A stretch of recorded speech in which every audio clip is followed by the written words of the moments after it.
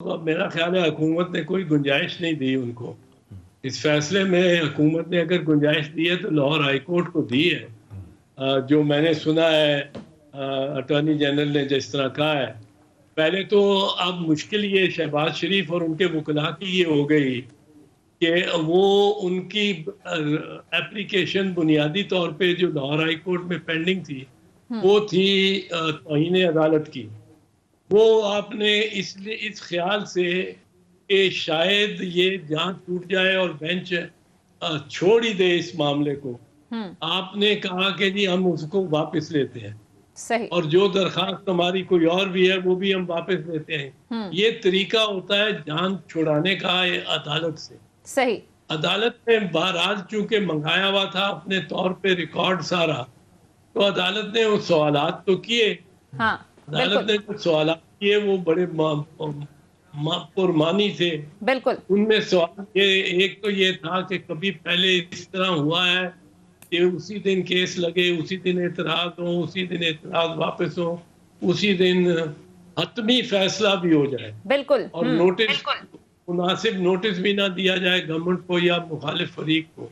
सही। तो इतनी रियायत किसी और केस में किसी को दी गई है कि नहीं दी? बिल्कुल बड़े संजीदा ये सवालात एहतजाज एहसन साहब आज उठाए गए और माजी में भी इल्जामात लगते रहे हैं लाहौर हाई कोर्ट पर कि शरीफ फैमिली के हवाले से लचक का मुजाहरा किया जाता है। तो सर आज जिस तरीके के सवालात उठाए गए, आपको लगता है कि इस सारे मामले के बाद शहबाज शरीफ को मिलने वाला रिलीफ निजाम इंसाफ पर भी सवाल है?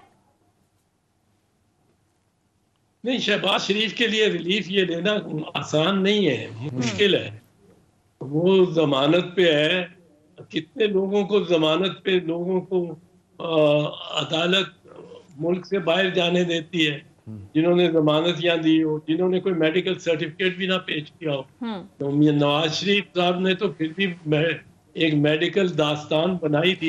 इन्होंने तो कोई मेडिकल सर्टिफिकेट, कोई बीमारी बताई भी नहीं कि कौन सी बीमारी है। हाँ। और इनको इजाजत मिल गई वापस बाहर जाने की और हर किस्म की रुकावट से आजाद होके जाने की, जो इनके हक में ऑर्डर हुआ। तो ये तो इनके लिए तो बड़ी मुश्किल है। तो अगला अब सिनेरियो चोई साहब फिर क्या है अगर ये बाहर नहीं जाते, जिसके लिए बहुत बातें हुई थी? उनका हालिया इंटरव्यू भी देखा जाए कि भाई को मनाऊंगा, उनके पाँव में पढ़ने पड़े तो मैं ज़रूर पढ़ूंगा कि माजराई छोड़ दें, और ये कि जी पुरानी गलतियां भूल जाएं, नई गलतियां करें। तो आपको लगता है कि अब ये बाहर भी नहीं जाएंगे और ये सदारत भी इनके पास है, लीडर ऑफ दी ओपोजिशन भी है, पार्टी के अंदर इख्तलाफ बहुत पैदा हो गया है। कल कहा जाता है कि जी एक वीडियो कॉन्फ्रेंस हुई है जिसमें सारे PMLN के लोग बैठे थे, नवाज शरीफ साहब भी लंदन से बैठे थे, और 2-4 लोगों ने कहा कि जी बयानिया हमारा सख्ती वाला बेहतर है, वोट को इज्जत दो वाला। लेकिन मेजॉरिटी ने कहा जाता है, चौधरी साहब पहली दफ़ा नवाज शरीफ साहब को कहा कि फॉर हेवन सेक अब एनफ इज़ एनफ, ये हमारे लिए मुश्किलात पैदा हो रही हैं, रुक जाएँ। और जो इतलात आई हुई यही कि नवाज शरीफ साहब ने कहा अच्छा मैं सोच के बताऊँगा अब मेरा अगला लाएमल क्या है। तो इस सारे सिनेरियो को आप सियासी तौर पर कैसे देखते हैं? PMLN की क़यादत, पार्टी के अंदर जो कुछ हो रहा है। एक चीज तो बिल्कुल आया है इल्तिजाम साहब के PML नवाज को ये समझ आ गई है, लग गई हर किसी को, बशमूल इनके जो इनमें उकाब जो है, हॉक्स जो है, मरियम बीबी और शाहिद खाकान अब्बासी, इनको ये समझ आ गई है कि मुफाहमत ही इनके लिए एक रास्ता है और इनके लिए और कोई गुंजाइश नहीं है। अब आप देखें ना कि बीबी ने क्या बात की। बीबी ने कहा कि मज़ामत करेंगे तो मुफाहमत होगी। भाई साहब जी जी बिल्कुल बिल्कुल। क्या हुआ? यानी मकसद तो मुफाहमत ही है ना। मकसद तो मुफाहमत ही है कि मज़ाहमत करेंगे तो मुफाहमत होगी। अब शाहिद खाकान अब्बासी ने मालिक को क्या कहा? उसने कहा भाई साहब ये कोई ये जो है तहरीक अदम एतमाद लाने की कोई गुंजाइश और सूरत नहीं है और कोई नहीं ला सकता जब तक पहले वो सिलेक्टर जो है वो माइल ना हो, वो साथ ना हो। यानी पहले उनके साथ मुफाहमत करें, उनको मनाएं, फिर हम ला सकते हैं तहरीक अदम एतमाद। यहाँ तक कि पंजाब के बारे में भी उसने ये कहा कि जब तक वो नहीं होगा, ये शाहिद खाकान अब्बासी ने कहा। वो जुबैर ने क्या कहा? ने खुशखबरी दी हंसते हुए, अच्छा, कि बस राजी हो गए हैं, सब कुछ ठीक हो गया है, अब हमारा जो GHQ से उसका अल्फाज GHQ के लिए उनके साथ हमारा सब कुछ ठीक हो गया, बस अब तो सीढ़ी को एक धक्का लगाने की देर है। जब चाहे सीढ़ी को धक्का देंगे और इमरान खान नीचे गिरा पड़ा होता है। भाई ये तो मैं कोई इमरान खान का हमायती नहीं हूँ, पर ये नून लीग की तो सियासत बिल्कुल सरे बाजार आ गई है लगता लेकिन है। मुझे याद आ गया चौधरी साहब, ये वोट ऑफ नो कॉन्फिडेंस से याद आ गया कि उनका कहना है कि जी शायद खाकान अब्बासी का कि जी जो मुख्तलिफ हल्के हैं उनकी मर्जी के बगैर नहीं हो सकता। मुझे याद है 89 में पीपल्स पार्टी की हुकूमत थी, आप इंटीरियर मिनिस्टर थे और बीबी के खिलाफ वोट ऑफ नो कॉन्फिडेंस हुआ था और वो आई थी दरख्वास्त, उसके बाद वो स्कटल हो गई थी, नाकाम हो गई थी।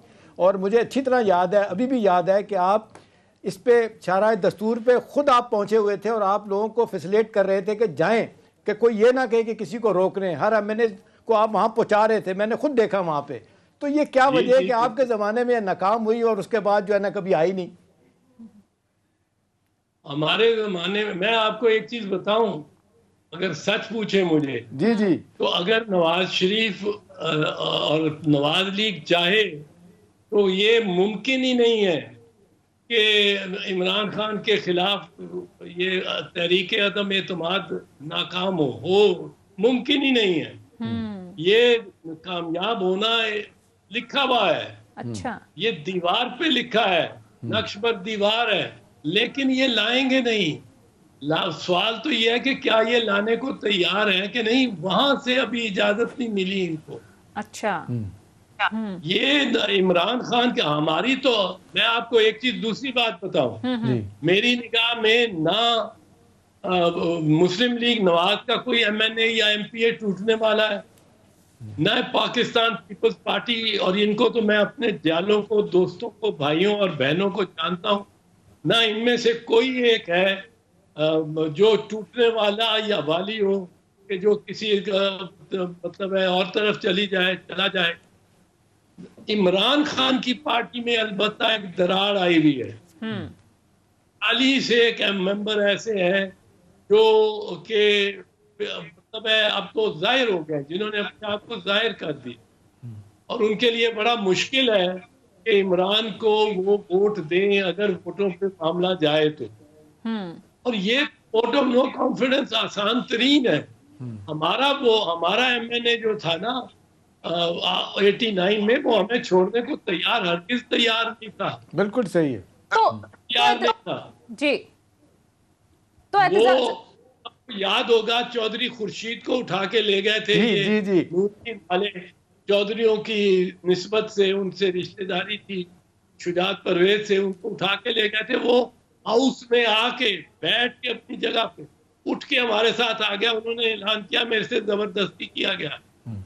रशीद भट्टी हमारे MNA, जी जी उनको उठाने के लिए शेखुपुरा में उन्होंने छापा मारा, वो पिछली दीवार से फलांग कर अपना टखना जख्मी करा के भागा। जैकब, फादर जैकब हमारा एक MNA था जिसको उठा के ले गए थे इधर फैसल होटल में भी, जहाँ इन्होंने घुमाए हुए थे, और वहां वो भी आके हमारे साथ खड़ा हो गया। 3 इन्होंने उठाए या उठाने की कोशिश की, तीनों हमारे पास आए। अब हमें प्रॉब्लम ये थी कि वो इस्लामाबाद के बाहर कोई फसील तो नहीं है, कोई लाहौर किले जैसी फसील हो कि हम पंजाब पुलिस को रोक सकें।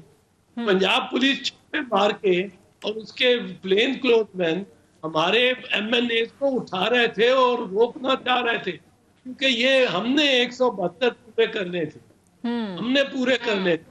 इसलिए मैं बाहर सड़क पे था कि कोई रोके ना, कोई पंजाब पुलिस किसी को ग्रैब ना करे। Punjab police, Nawaz Sharif chief minister था, फादर जैकब को उन्होंने MNA हॉस्टल से उठाया, चौधरी खुर्शीद को उन्होंने MNA हॉस्टल के बाहर टहलते हुए उठा लिया जबरदस्त,